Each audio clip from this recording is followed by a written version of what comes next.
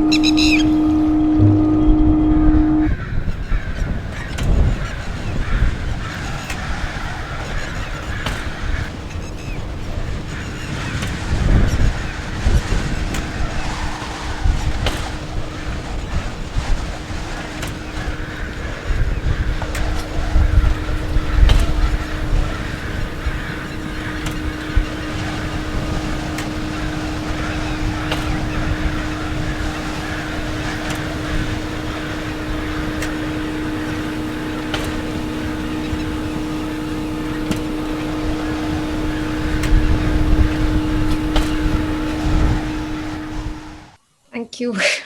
This you created 2 years back, right? It says 2018, 19. Yeah, the film was completed in December 2019. Sorry, I missed you. I'm saying the film was completed in December 2019. Okay. Yeah. Yeah. So what is that? Motive or whatever? So I think we'll just get to those questions right now. And again, I have a set of questions, and of course, if there are any other questions as they're coming to you while we're doing this Q&A sessions, please write them in the chat, and we'll just ask them. Sorry. So, what were you? I guess we'll start with your question only. What were you saying? Yeah. So what was the aim or objective? I mean, sorry, what was the thought behind it? Yeah, that's pretty much what we also wanted to know, and a couple of other people in the registration as well. Ki, how did you start thinking about making this film, or what inspired this choice of topic? Yeah. So I made the film because I was doing a documentary film course. This was a prerequisite that we're supposed to make a diploma film or a thesis film. Um, the idea for the film started because one of the projects I was working on failed miserably, and then I was like questioning myself, ki, am I even in the right place?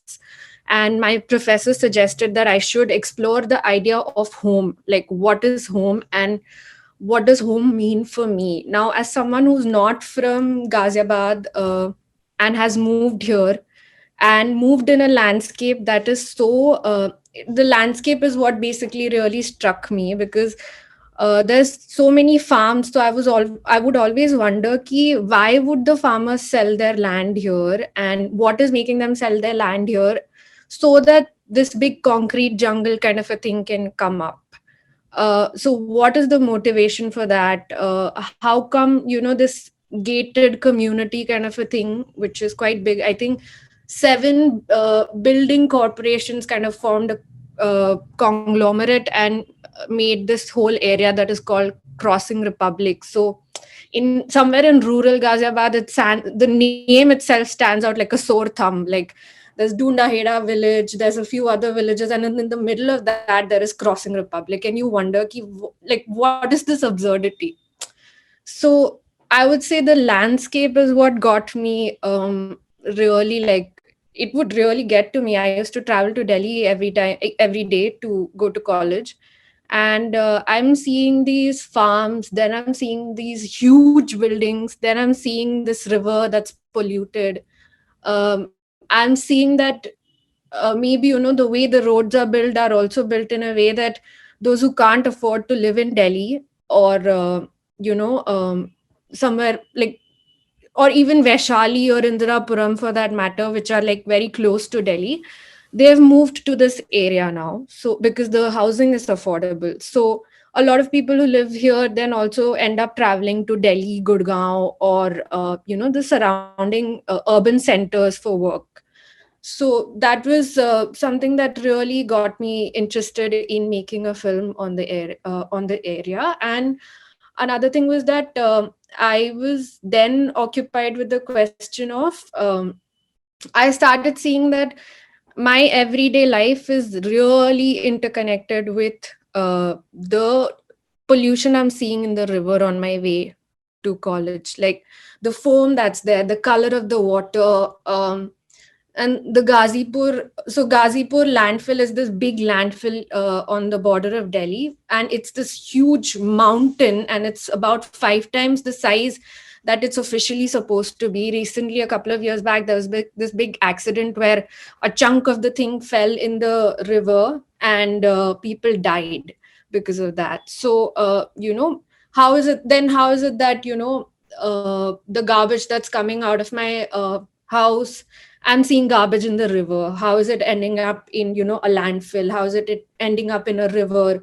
Where's the water from my house going? Where does it start from? Where does it go? So then I started, tracing these journeys of consumption, like the way I consume resources, and where is it that they end up. And I started seeing that there's a very strong interconnection between them, because, like, I'm eating food that goes into the garbage then ends up in the water, it ends up being burnt, it ends up in the air, and like there's a carbon factory right across the road, so the air is also polluted. So then I also started noticing that, oh, this is also affecting my body, and I'm falling sick more often here. Why is that happening? So all those, like, questions really got me thinking, and the film came out of those things basically. Okay. Yeah, there are going to be lots of questions that are going to flow from that answers. I think everybody wants to know, and even I do, what the significance of the title was. What does it mean? Obviously, then the red wattle lapwing, the distress call. Giridhar is asking, was that overlaid or was it part of the scene each time? And of course, what does the name mean? Yeah. So Did You Do It? I was looking for a name for the film, and there's this particular bird, jiska call I kept hearing every time I was home. And I would hear it at the most random hours of the day. Sometimes I would hear it at 2 o'clock in the night. Sometimes it would be like mixed in with all the other soundscape of this area, like, the traffic and the industrial sounds from the neighboring factories and everything. So this particular sound kept coming again and again. So, and then I went on a practice shoot to say, and I saw this bird. I did not know what it's called, but it was sitting and eating things from the sewage tank. So I became curious, and I thought, oh, maybe birds being here also means something, and maybe they're migratory birds or whatever. So turns out this bird was the red wattle lapwing, which is also known as the "Did You Do It" bird, because its call sounds like "Did you do it?" So now, when I was making a film, someone told me that there's actually a film or a play where the protagonist murders someone, and he keeps hearing this "Did you do it" bird's call, because he's guilty. So he keeps hearing the bird again and again and again, and to him it seems like the bird is saying, "Did you do it? Did you do it?" Because his guilt is eating away at him. So then to me it also started feeling like, I am responsible for all these things that are happening around me, all these crises that are happening around me in the environment. And they're obviously then, I felt like they were leading to crisis within my own body. So it really felt like an apt thing to call the film then, because of the bird, as well as, like kind of like taking ownership of the fact that, I am whatever little part it may be, but I am a part of contributing to all the waste that is going out, all the exploitation that happens for, people who have to clean the waste. um like, the power politics with water, who gets access to what kind of water, and so on. So that's how the film got called that. So on a related note, I I'm your friend, so I know that a lot of scenes are from your personal life. But since you've shared this with us, that this is very much about you and what you're seeing around you and your idea of home.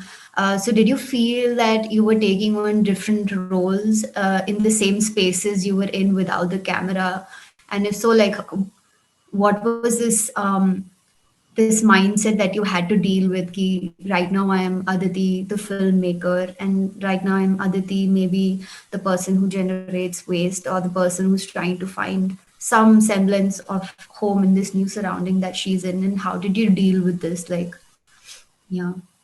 uh I don't think there was like that gap between the Right. two people, and there isn't one now either. Like, I would say that a lot of like, just because I made this film does not make me holier than thou, and I don't, like, claim that I've gotten any better at managing my waste, or gotten any better at any of the other things that I'm pointing out in the film. But yeah, I didn't find like there was a difference. In fact, I feel like because there wasn't a difference, it really helped me in uh like, the film is like a response to what is happening around me, right? So Mm. then it's about like making the film personal about me. Like, what is it that I am feeling? What is the surrounding making me feel? And I used to feel like a deep sense of discomfort being here. Yeah. uh, I sensed it in the landscape, and I sensed it in how I was moving around this space as well. So all of that really helped to like make the film. Right. I don't know Yeah. if that answers your No, question. it does. It does to an extent. I mean, essentially, which is what I wanted to ask you. Like, as an artist myself as well, like, and a couple of other people are here who are into art. Um, this disjunction is sometimes what we feel, especially as sustainability students. If we're writing a research paper, or if we're doing a research on sustainable consumption and production, inherently there is this thing which you mentioned, that you're not assuming this holier than thou attitude just because you've made this film. And so, but at the same time, we're all dealing with our own guilts, that we know that this is what we should be doing, and sometimes we're not able to do that. And so, like, how to deal with that for you, obviously, it's great. I don't know, I guess whatever works for whoever, that there isn't this gap between personalities. On a related note, then, since you mentioned the whole holier than thou and the guilt and all of that, do you think that there is something that you want the audience to take away from this film, or are you like, is there a message that you're trying to convey? Is it one of those kind of films? Yeah, if you could just elaborate on that, and we'll take more questions, the audience questions after this. Yeah. Yeah. I didn't set out with some message in my head when I made this film, and I don't think I wanted to give any message either, because I just felt like you see it for yourself. Like the landscape speaks to you. Everything around us, like these are not things that are happening for the first time. This is something that's happening everywhere, wherever urban centers are growing, I think. So on the fringes, it's always like this kind of chaos is happening. This I want to say peri-urban, but then I don't know enough about the academic side of things, so I'll just not use that. But yeah, so I mean, I didn't set out with a message, because it's like an overkill to give that message now. It's been said so many times, and nothing really changes because of it. And then there are these long-winded discussions, and then who's to blame, who's not to blame, kind of a game. But then this is, I would say, more like a response to the surroundings, and kind of like trying to understand for myself that this is how the world works around me at the moment. And these, that I cannot remain asleep and think ki this thing is not going to affect that thing. It's all interconnected, and it's all going to feed into the like the river. It's all going to feed into the soil, into the air, and some or the other how. You just need to pay attention. Like there are garbage mounds that we pass by, but we don't pay attention. I wouldn't have paid attention if I wasn't making this film. So this film was like a way to be more mindful about the surroundings I live in, and what is this world that I'm living in at the moment, and why does it make me feel the way it makes me feel. Right. Yeah. And I forgot to answer Giridhar's question. So the lapwing sound is overlaid. The idea was to make it sound louder and louder towards the end, and more non-diegetic. So non-diegetic is something like you cannot tell where the sound is coming from. It makes no sense to have that sound in the frame. So to have the towards the end in the market, in the sabzi market, you can still hear the bird, and it's pretty loud. In a way that, like, that sound doesn't really merge in with the other sounds of that place. So the idea was to steadily make it kind of non-diegetic, and make it grow louder, uh, like a call to your attention in some sense. Right. Thank you. Since you touched a little bit about like on sort of scripting your film, I'm going to ask Preeti's question as well. But there was another audience question before this where they asked if you could try and explain to us noobs what the process of ideating and scripting this film was. Yeah. Uh, so ideating, it was there was like this 1 or 2 month long research phase where I was reading, watching, reading whatever I could find from academic papers to newspaper articles to whatever, to actually this article in this local Mazdoor Samachar. It's called Faridabad Mazdoor Samachar, and we happened to go there on a class trip, and we spoke to the. So they produce like a workers' newspaper every evening, and we happened to get a few copies, and we read something. So uh, one of the articles in that newspaper was based on food and waste and how it manifests in our bodies, so much so that, I think the article says ki, our attitudes towards food and waste are the same. And shit is food and food is shit, basically. But the way we treat both is so different. And then there's a whole, caste and power and all of that angle there.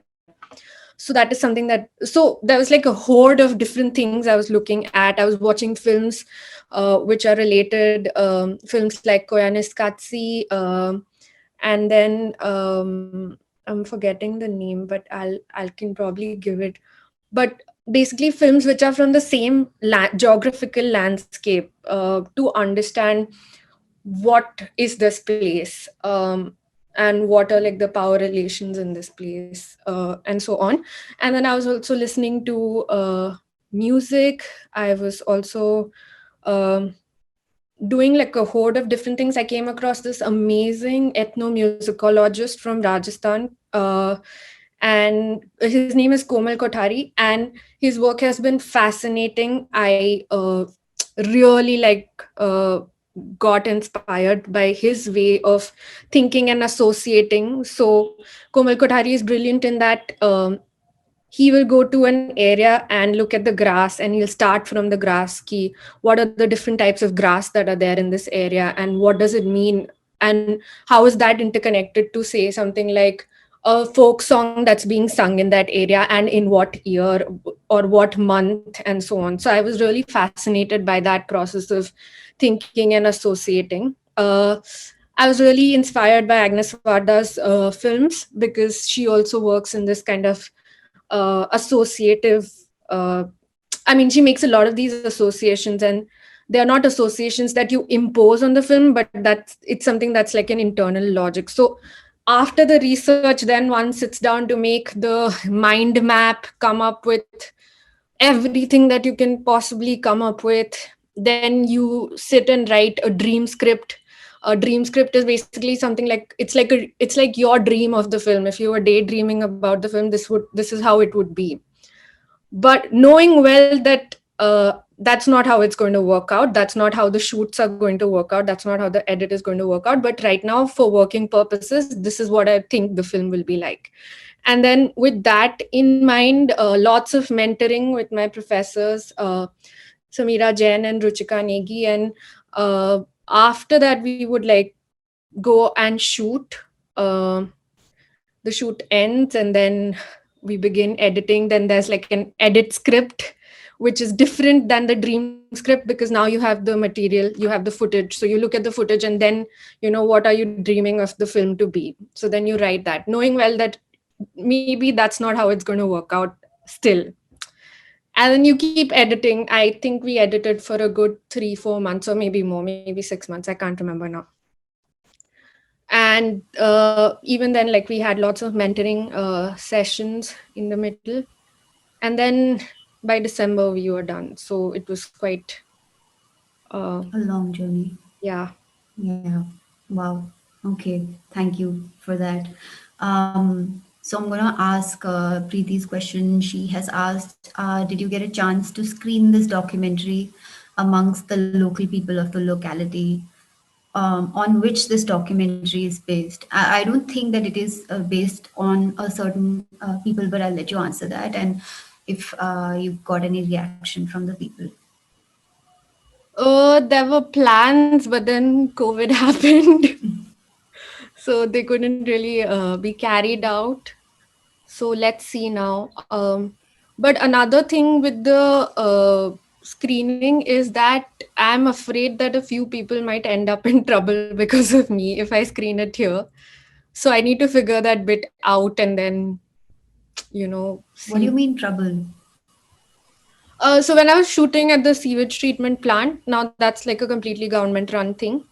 um I told them that I'm shooting this because I'm a student and I'm interested in the ecology of the place and I want to know where the water goes, where is it going from my house and everything. But I fear that they might, like after they see the film, they might run into trouble. Ki, how did you allow this to be shot Oh, okay. like that? Right, right, right. Yeah. Yes. Okay. Just a reminder to everyone who's with us. If you guys have any questions which you would like Aditi to answer, please post them in the chat, and I will be sure to force Aditi to answer those questions for you. Um, so, Aditi, we are going to. Should I? Your film has won a lot of awards. A few of them are editing awards as well. You said that it took you 3 to 4 months to edit this film.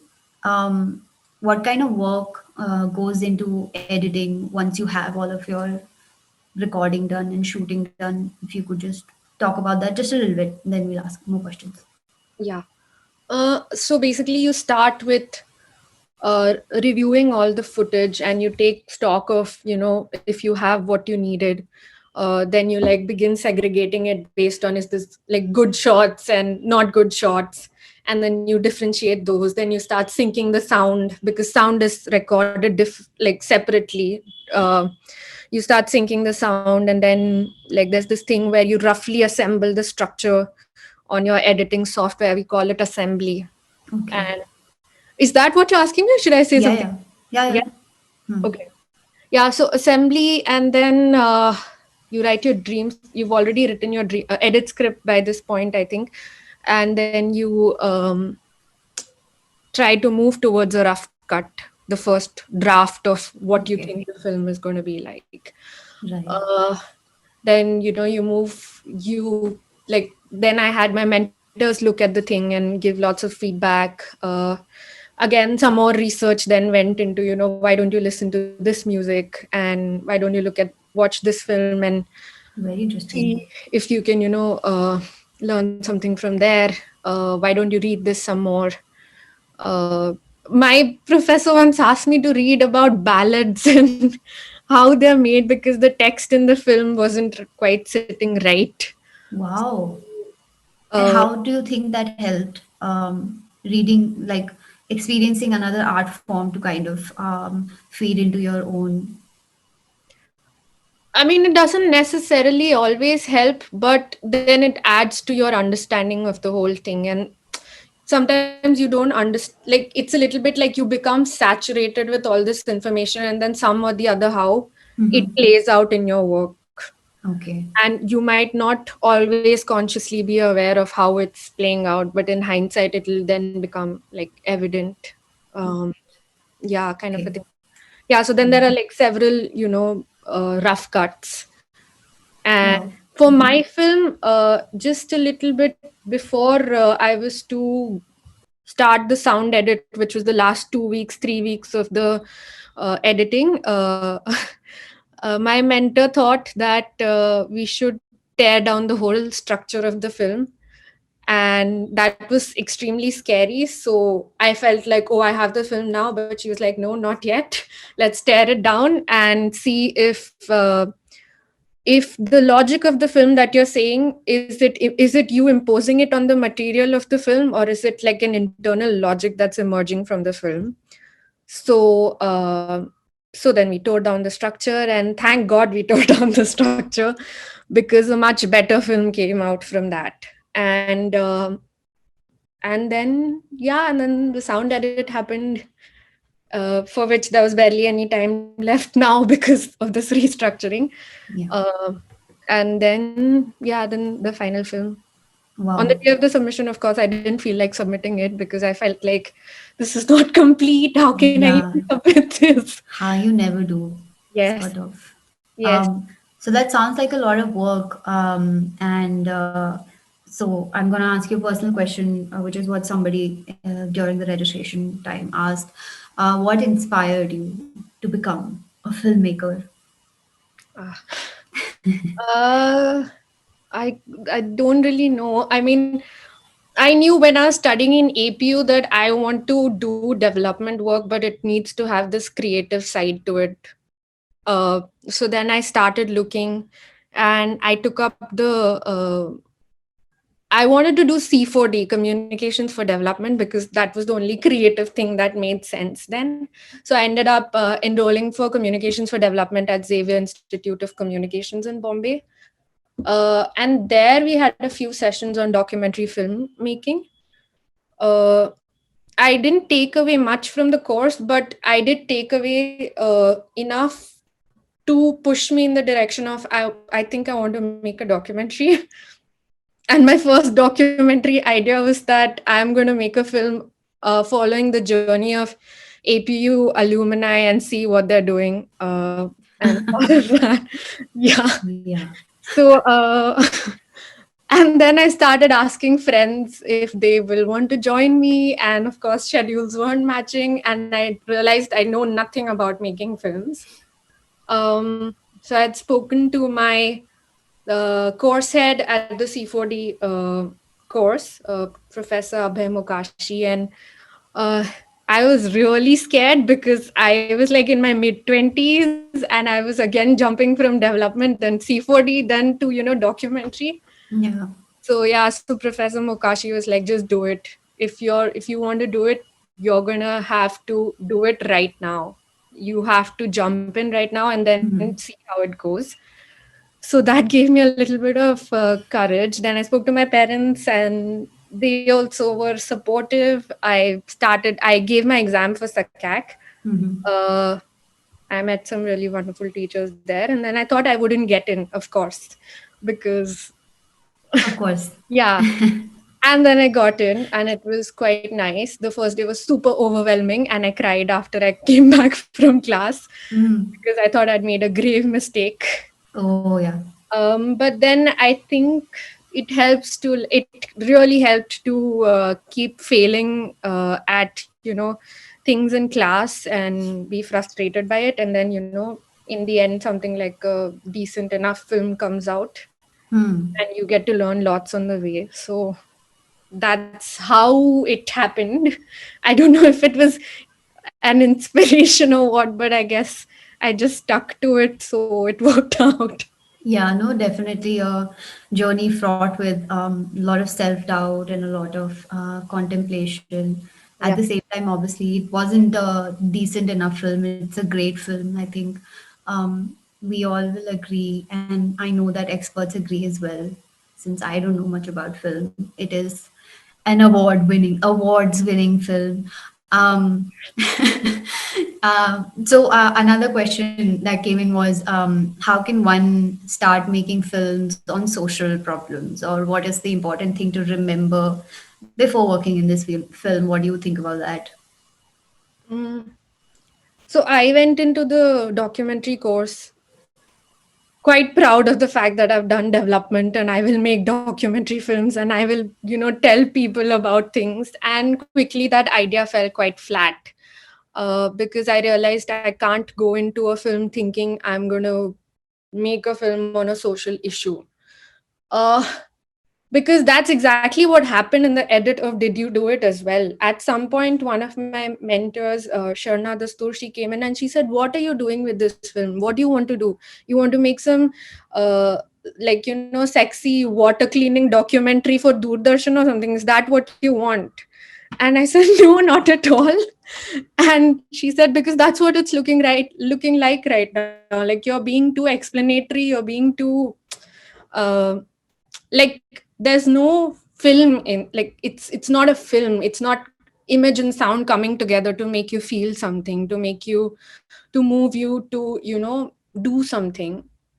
So I don't know if it helps to start um the process with saying, yeah, I want to make a film on a social issue. I think what's important is that you take something that really matters to you and then you get started on that, because the process of making art is any kind of art, uh it's quite difficult and it takes a lot of courage.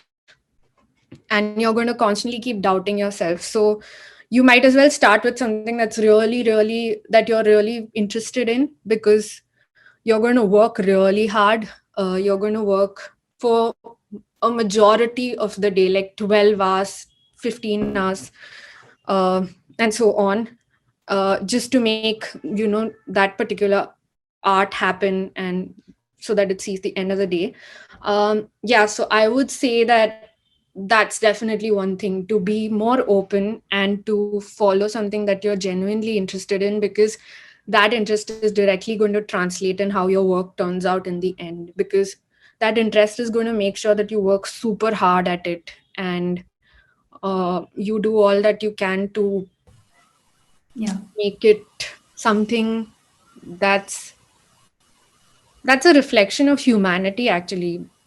like like no, I mean, because it's not as simple as black and white or any of the polarities that we see. I mean, I personally feel that sometimes academia can be a little too polarizing for me, for my Yeah. liking. Mm-hmm. So art helps to like balance it out and bring in a lot of the grays that exist. For sure. So Yeah. that Okay. and the other question was that what to keep in mind. Mind. Yeah, so Yeah. nothing's going to work out the way you plan it Oh, out definitely. at all. So Yes. that's one thing you have to hold very clear in your head while you work on a film, or I guess a song also, Or uh, life. or life. Yes, or life. Uh, and then you just constantly keep being on your toes and trying to figure out alternatives to, make something work and make your edit work, make your shoot work. Mm-hmm. Something like the storm shot in the film in the start is not planned at all. Oh, It really? was a particularly bad shoot day. It was the first day of shoot, and me and my sound recordist for the day, Nilanj, we were just wondering what to do now, and then we saw the storm coming, and then we decided we are just going to stand here and we're going to shoot till we can do it, because it was really scary too, and also because our equipment would get damaged in the rain. Mm-hmm. So that's what we did, and it ended up giving us a result far better than we had planned or imagined. Yeah. So Like it opens the film, the thing that yeah, opened your shooting, which is quite rare, quite nice. yeah. Um, It Thank you took so some much. time to get it there though, because Of like the course. storm was so phenomenal that sometimes in the edit it just felt like I just wanted to be there because it's so awesome. But then so it got put Yeah, in and pulled out a few times, and then finally it was like, oh, why not start with a bang like that? And for sure. Yeah. Okay. yeah, Thank you so much for a very detailed answer. So I've put in your email ID in the chat yeah. for anyone to contact you. She, of course, is a freelance documentary filmmaker, but she also does other editing, video editing stuff. And Padma asks, "What's next?" Let's see. I mean, earlier this year, I got really interested in the idea of food and memory and history, and looking at all of this like a autobiographical thing. Like, I realized that my family does not have records about, where ancestors were, why are we eating the kind of food we're eating, and so on. So I was trying to work on that, but I got really demotivated in the pandemic. So let's see. There's that. Hopefully, I'll get. Hopefully, I mean, funding is another issue, of course. So hopefully, there's a fellowship out there that I can apply to that gives enough funding to keep it going. Other than that, yeah, I'm currently freelancing. I take up lots of, I mean, not whatever editing project come my way. The pandemic has been cruel Yeah, like that. But yeah, right now, whatever freelance work comes my way, great. I'm open to that. Yeah. Okay. Yeah. Thank you so much for letting us view your film in such a personal setting. Thank you so much for answering all of the questions. and taking us on a journey with you. And thanks also to everyone who watched and everyone who sent in their questions. I think I don't know. I think that's pretty much it. If anybody has any other questions, we're still here. Nikhil, would you like to say anything, or shall we? Yeah, thanks Aditi, thanks Sarang. I think I love the screening. It was a great movie.